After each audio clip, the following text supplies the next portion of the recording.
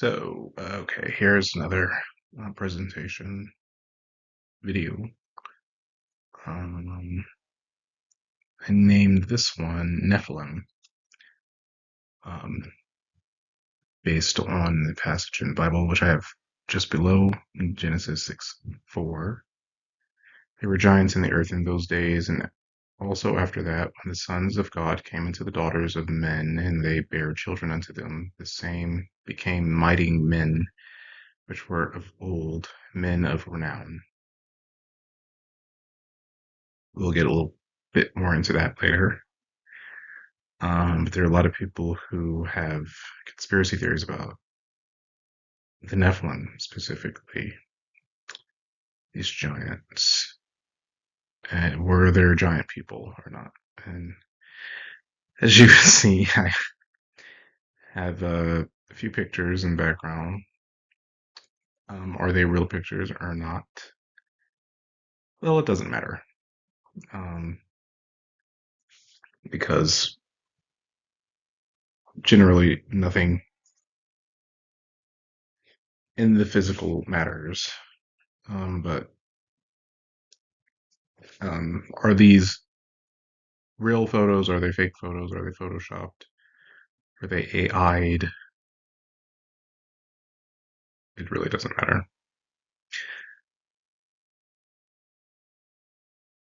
But I wanted to start off with that passage and these giants. What are these giants? So we have in academia this idea of primary sources, and evidence of the past. If it is a primary source, it comes directly from the source. It comes directly from the person or the thing that is being referenced. So an author's written works is a primary source of that author. Secondary source is someone talking about the primary source. So we have an awful lot of secondary sources. Um, and what I really wanted to say is nothing lasts forever. Primary sources transition to secondary. We lose the primary sources, and oftentimes um, historical figures, we don't have the primary source of that historical figure. We only have the secondary sources of said figure. Um, Jesus is one example. For instance, the historical Jesus. Jesus didn't write anything, and in fact instructed his followers, his disciples, I should say, not followers, his disciples. He instructed them not to write any of his stuff down. Of course, initially they obeyed, but later on they were like, well, let's write it anyway. That would be a secondary source. All of the gospels are secondary sources. They're not primary. And what happens to the secondary source? Well, first of all, primary sources become secondary. Secondary becomes tertiary, and so on and so forth. And it becomes a library of references. People talking about people talking about people talking about people. Um,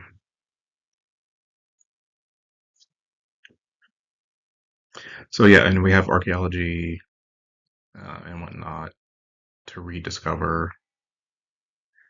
But ultimately, at the end of the day, time affects everything. Time rots everything.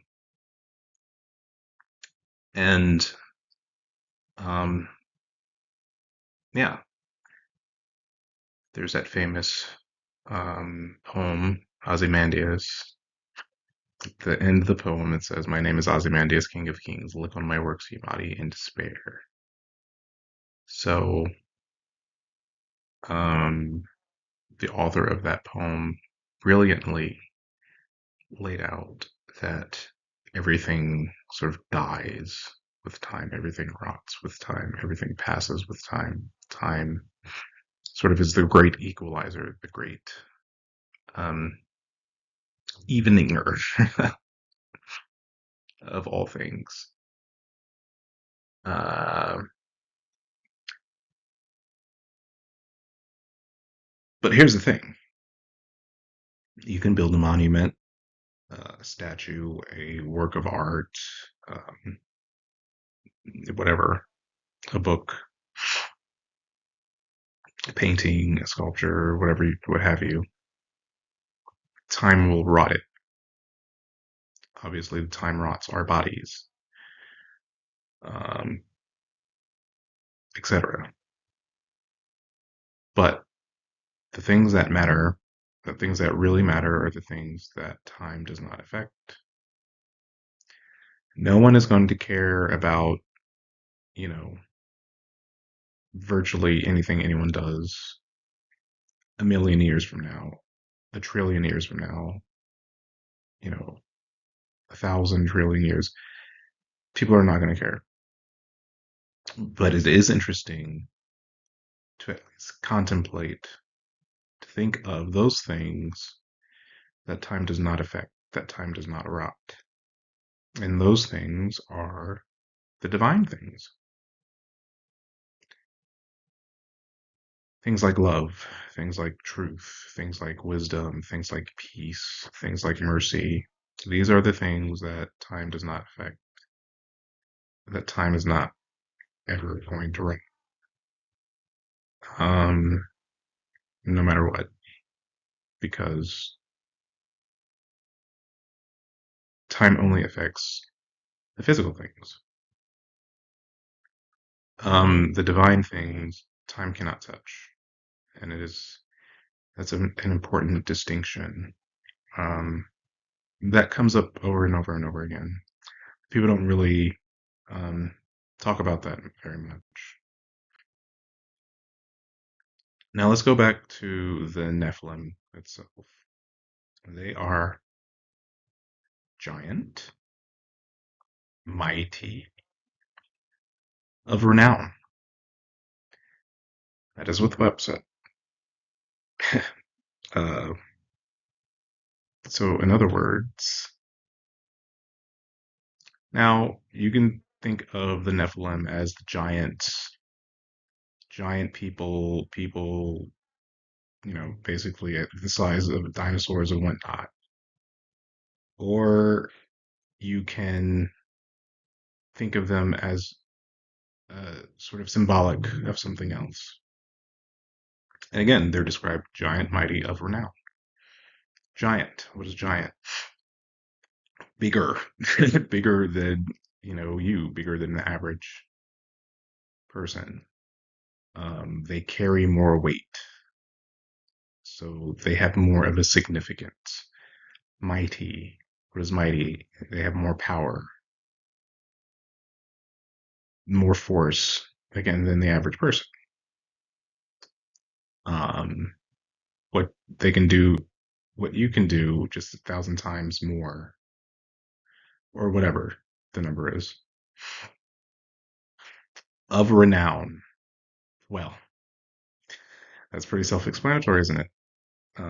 But ultimately, famous, of renown. They have clout, they have fame. That is celebrity.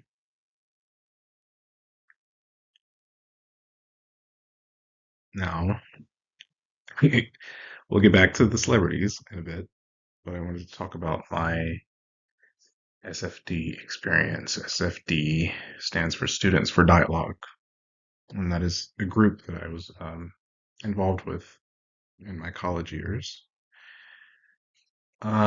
So Students for Dialogue was a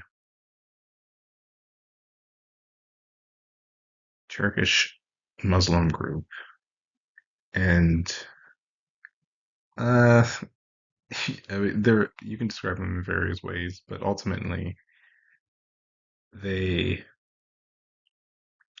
wanted to bring people of different backgrounds together and just talk about our differences, and I suppose also are what ties us together. I love this group. It's probably one of my favorite groups at my school, and the time I had with them was phenomenal. Um, but there was an experience I had at one point. Um, I was invited to a party, not necessarily directly um, run by the group, but someone had some sort of party, not necessarily a birthday party, but in the party, we were eating, we were socializing, we were, whatever. And we were talking about video games actually. And the people, um, they were explaining the video game and how, they were like battling each other in the sports game that they were playing. And it just got to a point where, something funny was said and we were just all laughing. And there I was laughing, ha ha ha ha ha ha ha ha. It became a point where I became drunk with laughter. And as I became drunk with laughter, suddenly I had the experience. Everything started to melt away. My race melted away, my sex melted away, my sexuality melted away, and religion melted away. I don't know exactly what my religion at this time was, but I was either an atheist or probably experimenting with Gnosticism at this point. And religion used to be very important to me. So it was really odd to have that melt away. And you can say, well, if everything melted away, what was left? Well, what was left was the timelessness stuff. Those divine things were left. What was left was not my body, but uh, my spirit and the connection that I had with everybody else in the room. That was what was left. Um, I didn't see anything else. And it was an amazing experience because I felt more tied, more connected with them than ever before. And I really love this experience because it was not induced by any drugs. I was not high. I was supposed, you could say I was high on spirit, but um, not on narcotics or anything like that or alcohol. So I had a real genuine spiritual experience, which I will never forget because that showed me um, divine connection, basically. Um, and that's, or present is another way of putting it. And there I am, without my dreads. And there my roommate is coming up the stairs. So, tied to that experience, um, this idea of heaven that we have a lot of assumptions about what heaven actually is.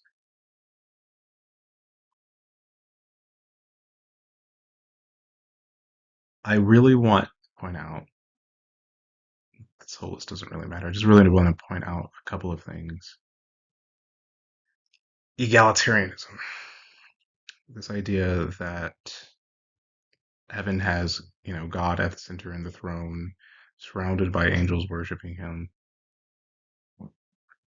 We think that heaven is top down, a pyramid scheme, effectively. God at the top and all the rest at the bottom. Uh, no, that's not how heaven's going to be. Heaven is going to be egalitarian, meaning it's going to be a democracy, effectively. There is an evening of heaven.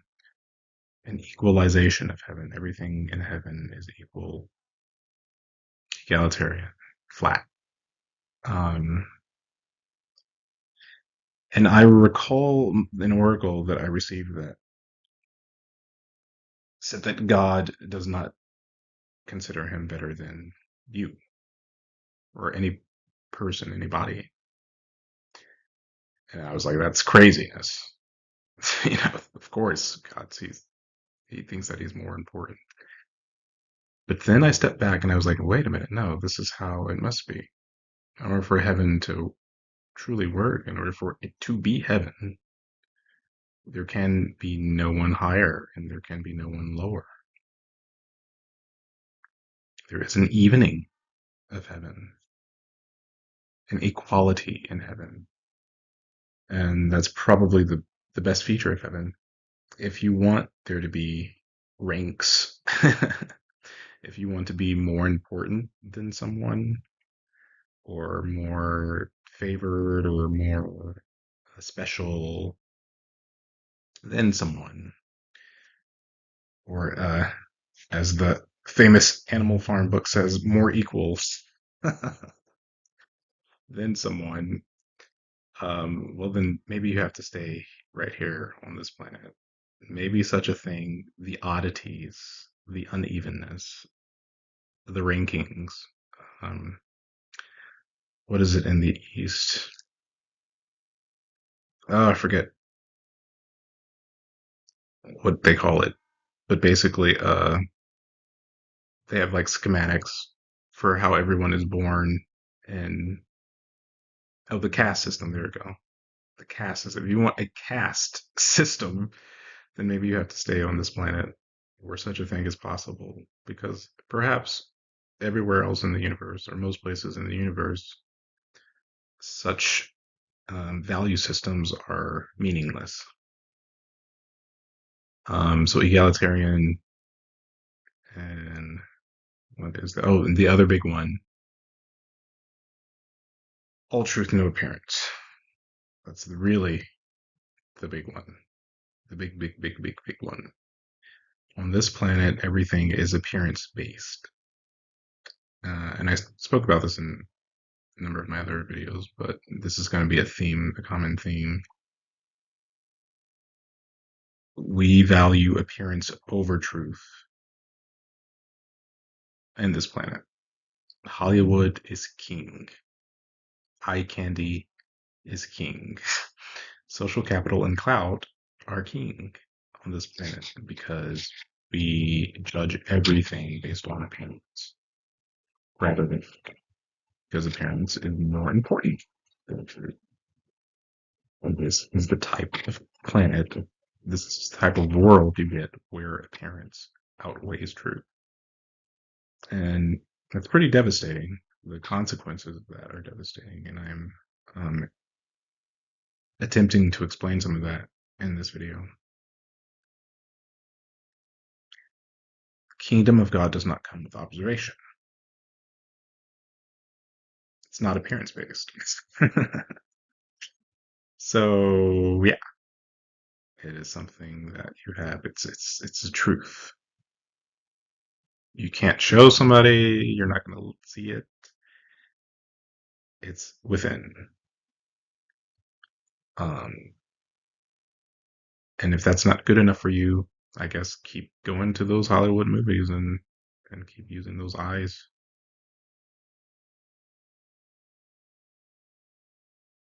So switching gears a little bit again, we're getting back to celebrity in a bit, but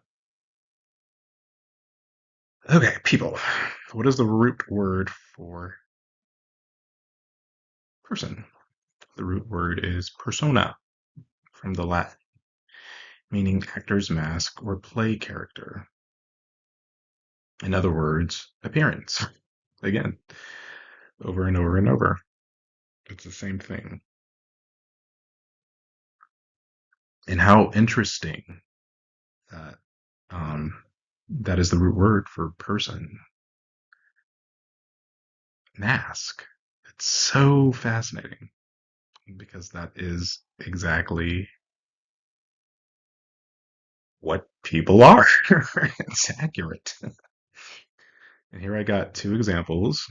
I have a resume there, and I have someone's social media um, sort of staple intro. Um, but we use masks all the time. What is a resume? It's a mask. It's appearance over truth. It is a document that's supposed to show all of your strengths, all of your work history, and all of that. But does it show any of the negatives?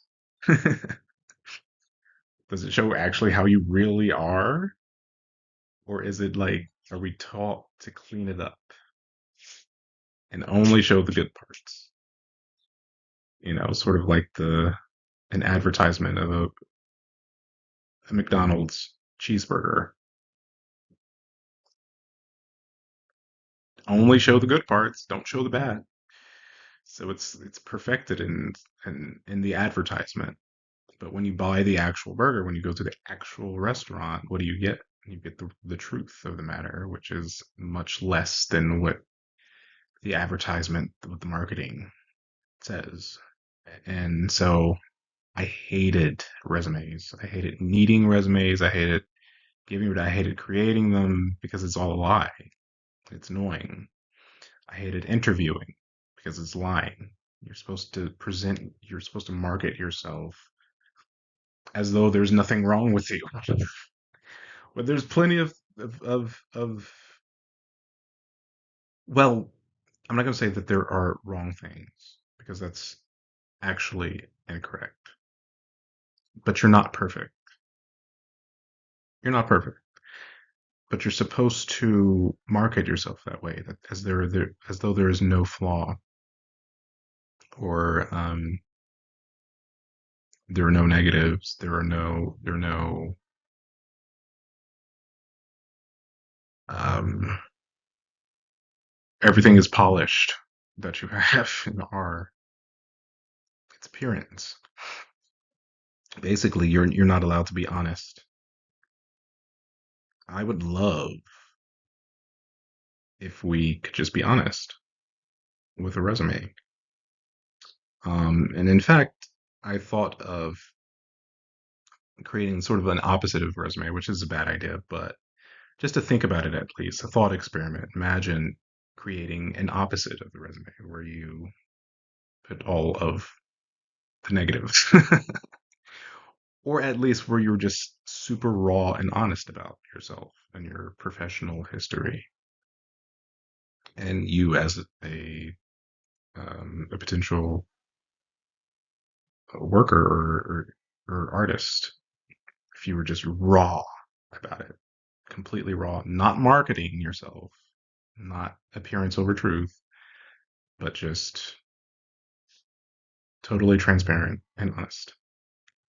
And then we have Hillary Clinton here, 2016 Democratic nominee, Secretary of State, Senator here, icon mom, wife, grandma, twice over, lawyer, advocate, former first lady, etc., blase, blase. Well, yes, that's what she wants you to look at. That's what she wants you to focus on. But what else is out there about her? That's true. That she doesn't want you to look at or focus on.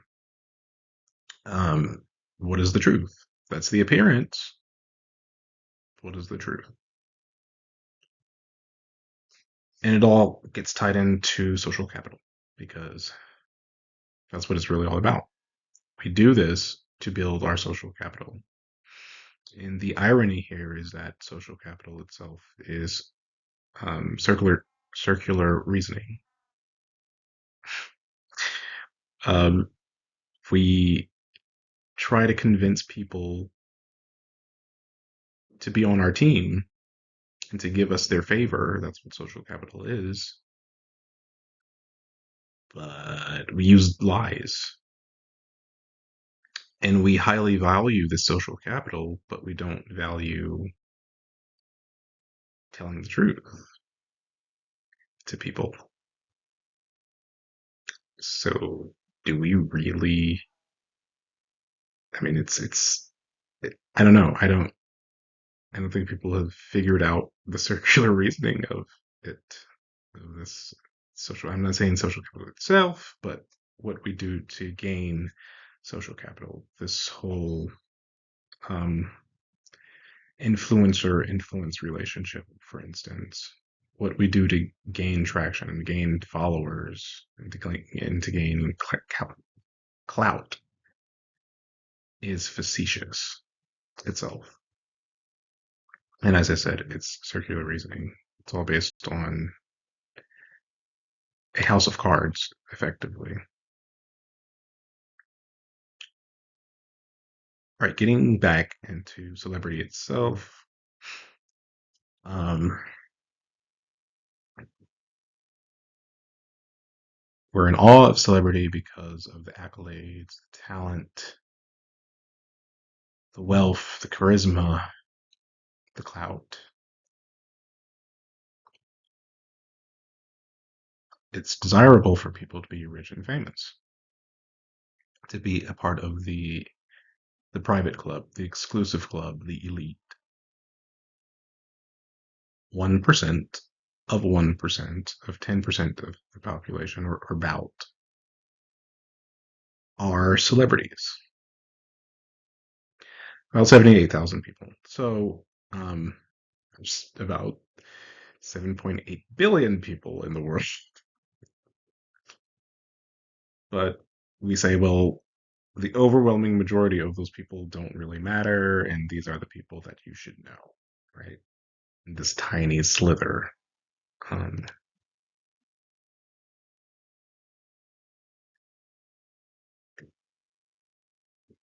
so here's the thing: celebrities have certainly an accelerated social capital, but it's not always so well kept.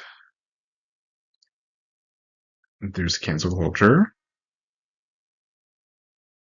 and there's that potential to lose. You can climb the ladder of the ranks from Z list all the way up to A list, but then you could be knocked back down.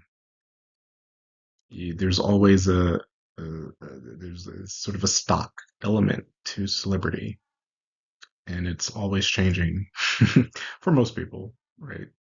Some people have sort of a grip on their position.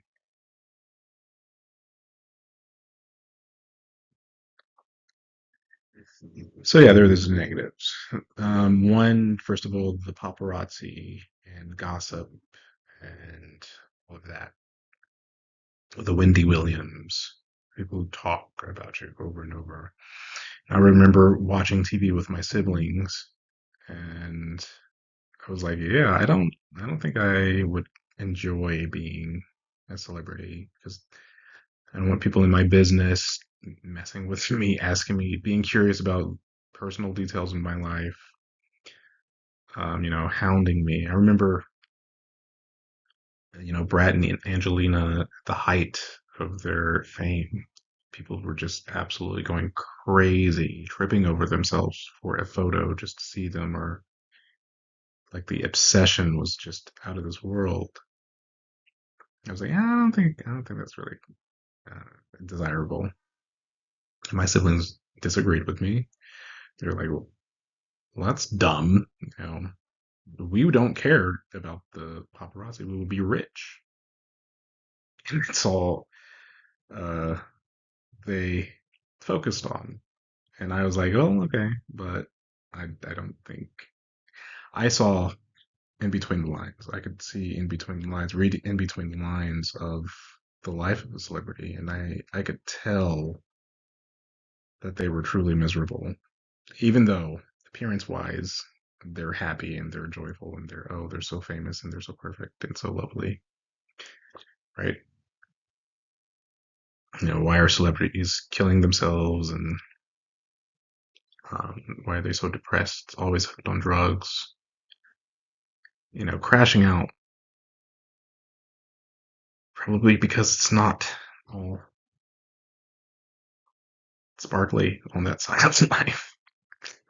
And that's why I love Matt Stone and Trey Parker, because they sort of get it. And comedians in general, but especially their type of comedic art, especially the greatest work, perhaps Team America, where they decimated Hollywood like, completely.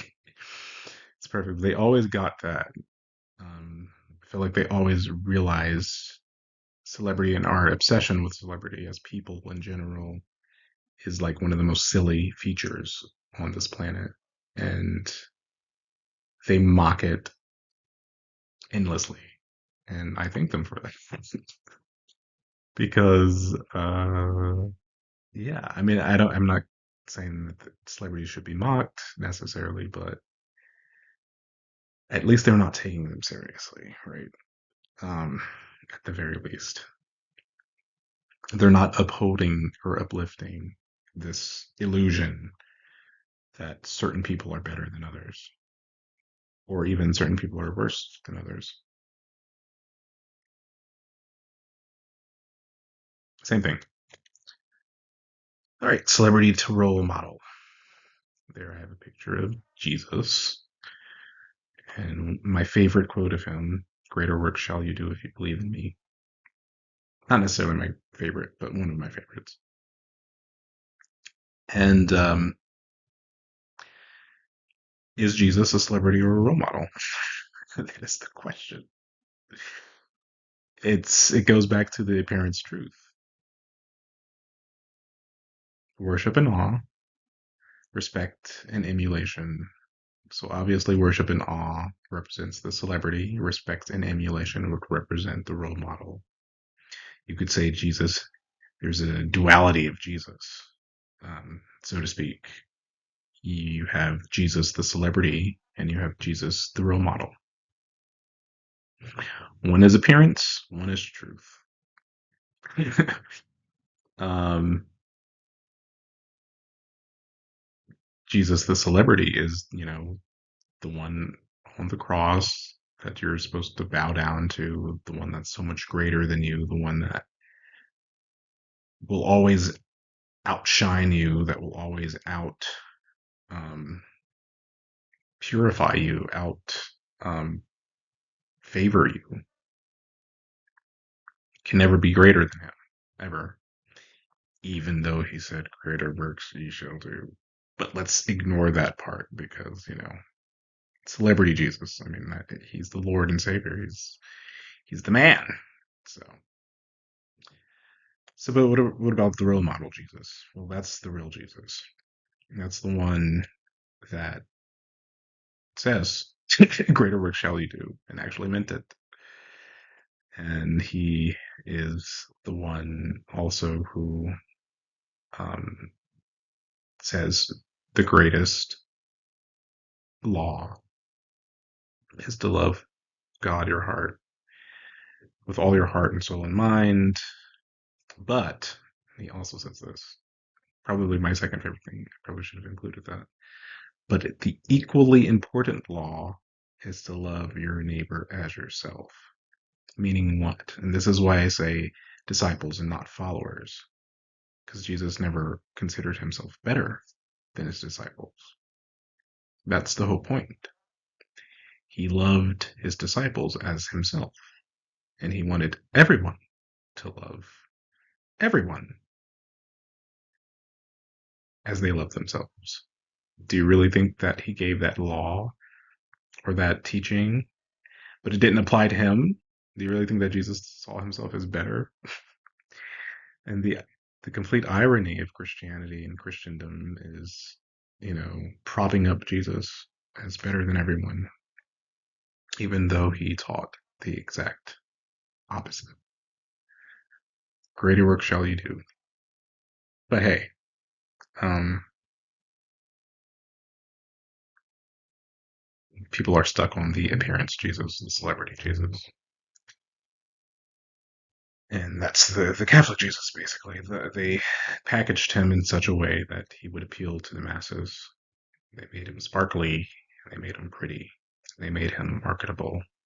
And what could be more marketable than I'm better than you? I'm more important than you. Bow down to me. Okay. So the fake stars, we consider celebrity stars because we look at them. But a true star has light that comes from within. We look at them because they have light, not because they're the most promoted. The fake stars don't have any light from within. They have an appearance of having light from within because they get all of the attention, but they have actually no light. These stars are more comparable to black holes. Imagine if a black hole, someone who had the nature of a black hole on the inside, but had the appearance of a star on the outside. That is effectively a celebrity, the vast majority in Hollywood. Um, and they actually steal your light because they steal your attention. They are, in fact, spiritual vampires. It is a bit of a secret here. I don't expect most people to get what I'm trying to say here, but um, yeah, just like a physical vampire, we would know, we would not be able to deny if someone literally sank their fangs into your neck and started sucking your blood. But we can deny the black holes that are wrapping themselves in the sun garb, the sun garb, the sun outfit, these stars, these celebrities, because they're stealing our attention. And we're like Googling at them, we're following them, we're, you know, trying to follow every little detail of their life.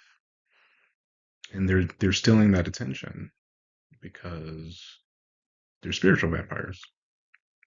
But and we don't realize it because they're not physical vampires because it's not totally obvious that they're doing it. But that's what they're doing. They're gobbling up our attention, literally. Why? Well, because a regular vampire, we know if a physical vampire, doesn't suck the blood, they'll die.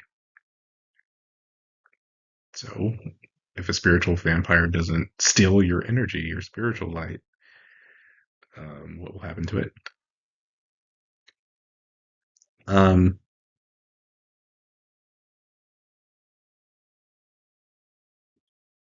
so, who are the true stars? The children of God.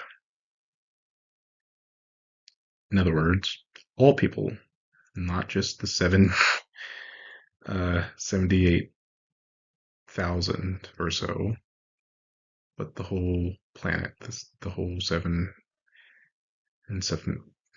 eight, 8-ish billion people, all of them.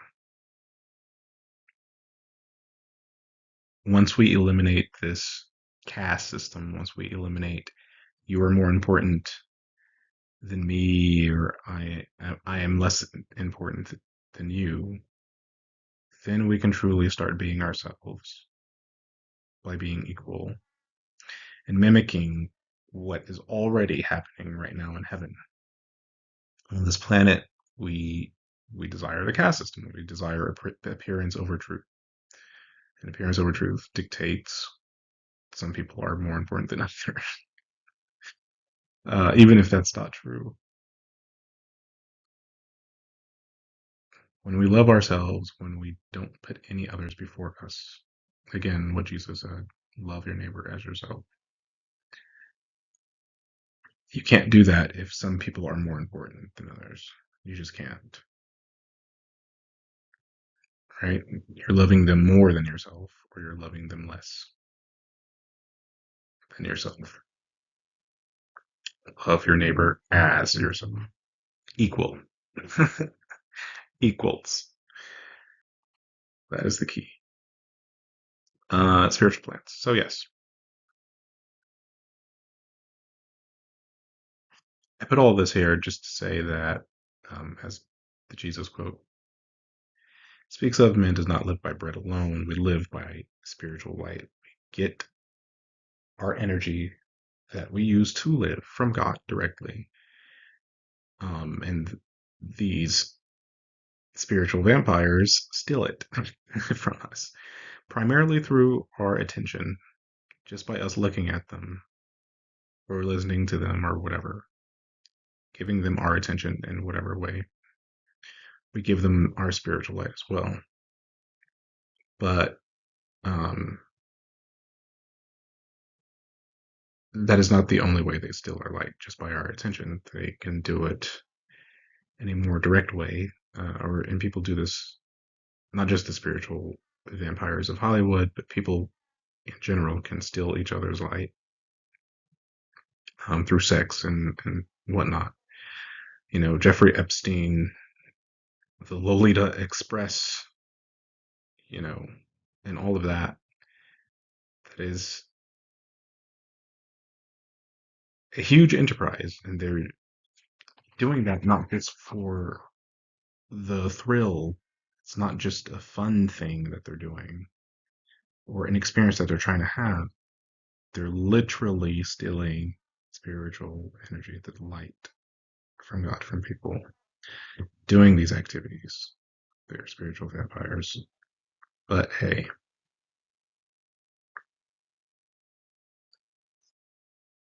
I don't expect people to figure that out overnight for sure. Just putting it out there um, for future reference. Now imagine a world, all the people in the world, and 100% of them are granted the admiration, opportunity, and reverence that we give currently only to celebrities, or the elite, or the important people, versus a world where, a fraction are. It is the difference between living in a desert where, every, you know, couple of square miles you'll find a single flower, in a world where, like, literally everywhere you step, there's a flower, as far as the eye can see. And that is my vision for this planet, where everyone can be a star. Everyone, all the people, everyone can be amazing. Just like my students for dialogue experience, everybody was shining radiantly like a star to me in that moment. But it doesn't have to be a moment. It can be every day, every moment. And all we have to do is stop the caste system, stop appearance over truth, stop having certain people that are more important than others, less important than others, and have an evening of the value of people. We're probably very far off from that. But I at least am one person. Jesus is a teacher of mine. And I certainly hear him when he says, love your neighbor as yourself. And I wish the same for all of you who may be listening. All right, that's it. That's all I got. Peace.